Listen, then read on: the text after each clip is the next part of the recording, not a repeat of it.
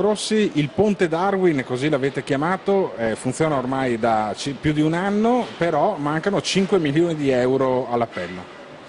Sì, ci eravamo impegnati in 5 soggetti, tra cui l'ANAS, la Regione, il Comune di Padova, la Società Autostrade Padova-Brescia, per la realizzazione di questo viadotto che è costato circa 60 milioni di euro.